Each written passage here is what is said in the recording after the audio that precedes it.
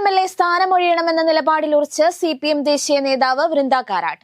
ആരോപണം ഉയർന്നപ്പോൾ കോൺഗ്രസ് MLA-മാർ രാജിവെച്ചില്ല എന്നത് മുകേഷ് രാജിവെക്കാതിരിക്കാനുള്ള ന്യായമാകരുതെന്ന് വൃന്ദ കാരാട്ട് അഭിപ്രായപ്പെട്ടു. കേസ് പ്രത്യേക അന്വേഷണ സംഘം അന്വേഷിക്കുന്ന പശ്ചാത്തലത്തിൽ രാജിവെച്ച അന്വേഷണം നേരിടണമെന്നും അവർ പറഞ്ഞു.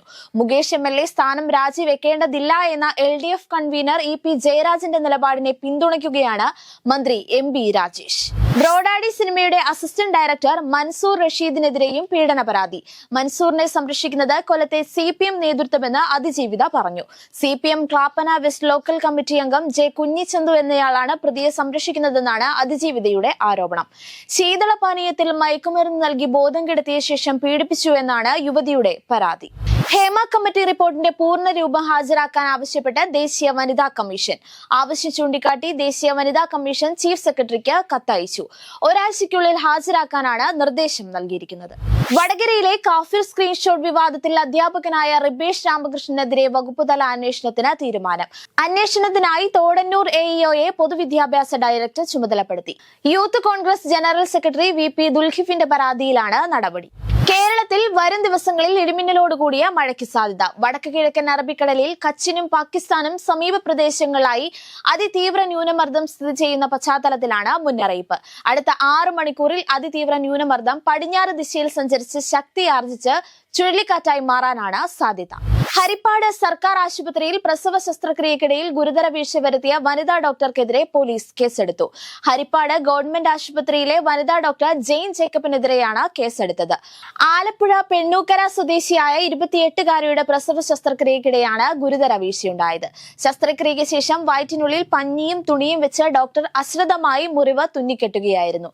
ഇതോടെ വയറിനുള്ളിൽ രക്തം കട്ട പിടിച്ചു. കടുത്ത വയറുവേദനയും നടുവേദനയുമായി മെഡിക്കൽ കോളേജിനെ സമീപിച്ച യുവതിക്ക് രണ്ടാമതും ശസ്ത്രക്രിയ നടത്തിയാണ് പഞ്ഞിക്കെട്ടും തുണിയും പുറത്തെടുത്തത്.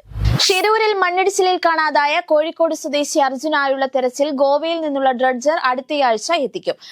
ഡ്രഡ്ജർ കമ്പനിയും ഉത്തര കന്നഡ ജില്ലാ ഭരണകൂടവും ഇന്ന് നടത്തിയ കൂടിക്കാഴ്ചയിലാണ് തീരുമാനം. കാലാവസ്ഥ അനുകൂലമാണെങ്കിൽ മാത്രം ഡ്രഡ്ജർ എത്തിക്കാനാണ് ഉദ്ദേശിക്കുന്നത്.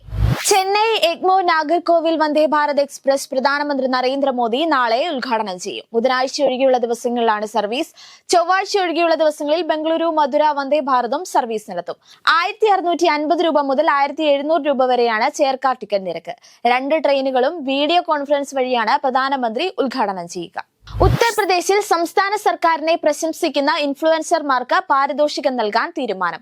സർക്കാരിന് അനുകൂലമായി സോഷ്യൽ മീഡിയയിൽ വീഡിയോകളും റിപ്പോർട്ടുകളും പോസ്റ്റ് ചെയ്യുന്നവർക്ക് പ്രതിമാസം 8 ലക്ഷം രൂപ വരെ പാരിതോഷികം നൽകുമെന്നാണ് വാഗ്ദാനം.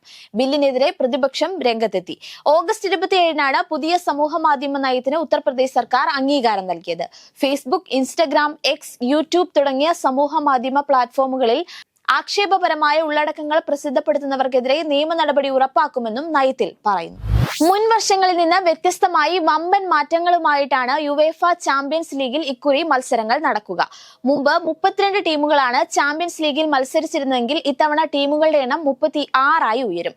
ടൂർണമെന്റിന്റെ ആദ്യഘട്ടത്തിൽ തന്നെ വമ്പന്മാർ ഏറ്റുമുട്ടുന്നത് കൊണ്ട് ഇക്കുറി ലീഗിന്റെ തുടക്കം മുതൽ തന്നെ കളിക്കളങ്ങളിൽ തീ പാറുമെന്ന് ഉറപ്പായിരിക്കുകയാണ്. നിലവിലെ ചാമ്പ്യന്മാരായ റയൽ മാഡ്രിഡിന് ആദ്യ റൗണ്ടിൽ Borussia Dortmund, AC Milan, Liverpool എന്നിവരാണ് പ്രധാന എതിരാളികൾ. ലീഗിലെ വമ്പന്മാരായ ബാഴ്സലോണ ബയേൺ മ്യൂണിക്കുമായും ഡോർട്ട്മുണ്ടുമായും ആദ്യഘട്ടത്തിൽ തന്നെ ഏറ്റുമുട്ടും. ചാമ്പ്യൻസ് ലീഗിലെ എക്കാലത്തെയും ഉയർന്ന ഗോൾ സ്കോററായ ക്രിസ്ത്യാനോ റൊണാൾഡോയ്ക്ക് ആദരവുമായി UEFA. All time top scorer പുരസ്കാരം സമ്മാനിച്ചാണ് റൊണോയെ യുവേഫ ആദരിച്ചത്. ചാമ്പ്യൻസ് ലീഗിൽ club de Portugal, Manchester United, Real Madrid, Juventus ക്ലബ്ബുകൾക്കായി ക്രിസ്ത്യാനോ കളിച്ചിട്ടുണ്ട്. 183 മത്സരങ്ങളിൽ നിന്നും 140 ഗോളുകളാണ് റൊണാൾഡോ നേടിയത്.